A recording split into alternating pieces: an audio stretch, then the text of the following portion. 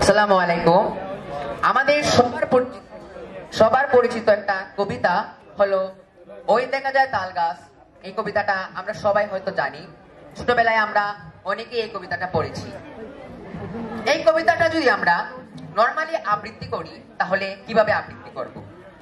ওই দেখা যায় তাল গাছ, ওই আমাদের গা, ওইখানেতে বাস করে কানা বগিচা।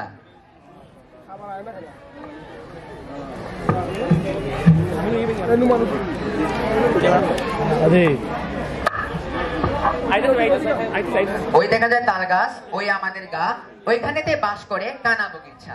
এটা কিন্তু একটা নর্মাল আবৃত্তি। কেমন হবে যদি এই আবৃত্তিটা আমরা কোনো ওয়াজের মাহফিলে বলি? আমার প্রিয় ভাই বোনেরা, ওই দেখা যায় তাল গাছ, ওই আমাদের গা, ওইখানেতে বাস করে কানা বগিচা। জুড়ে বলেন মারহাবা। আমি বগিকে প্রশ্ন করলাম, ও বগি তুই খাস কি পান্তা ভাত চাস কি?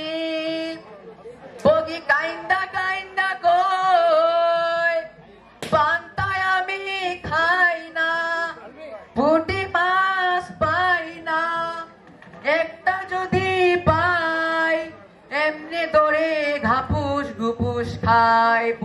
বলেন ঠিক না বেঠিক? আচ্ছা, তারপর বলা যাক, আমাদের তো সবার পরিচিত হলো ওবায়দুল কাদের, যাদের কয়েকদিন আগে তিনি অনেক ভাইরাল হয়েছে, যাদেরকে আমরা এখন একটা নামে চিনি, যাকে বলা হয় কাওয়া কাদের। তো এই কাদের সাহেবের কাছে যদি আমরা কবিতাটা পাঠাই কেমন হবে? ওই দেখা যায় তাল গাছ, তাল গাছ আমাদের। তাল গাছ কে বানিয়েছে? তাল গাছ শেখ হাসিনা বানিয়েছে। পুঁটি মাছ কোথা থেকে এলো? পুঁটি মাছ গণভবন থেকে এসেছে। পুঁটি মাছ তাল গাছ আমাদের হলে বিএনপি জামাতের ষড়যন্ত্র করে। আমি বলেছি আপনারা ষড়যন্ত্র করুন, খেলা হবে, খেলা হবে। জলে জলে তাল গাছ পুঁটি মাছ আমাদের হলে ডাক্তার শফিকুরের চলে। তাহলে দেখা গেল যে এবার ওবায়দুল কাদেরের পালাও শেষ। আসা যাক, আমাদের মাজারে কিন্তু আছে অনেক ভণ্ডরা, তারা আল্লাহর নাম না নিয়ে শুধু অন্যভাবে আল্লাহর নাম ডাকে, যেটা ইসলামের মধ্যে ভালো না। তো আমরা যদি এইভাবে করি কেমন হয়? ওই দেখা যায় তাল গাছ, ওই আমাদের গায়ে হয়, ওই দেখা যায় তাল গাছ, ওই আমাদের গায়ে হয়,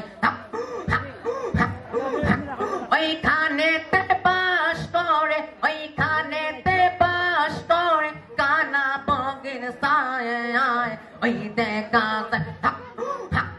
তো এটা ছিল যে কিভাবে আমরা তিনভাবে একটা কবিতা আবৃত্তি করতে পারি। সবাইকে ধন্যবাদ। আসসালামু আলাইকুম। আমি স্বেচ্ছাসেবক ভাইদের দৃষ্টি আকর্ষণ করছি, গেট লাগিয়ে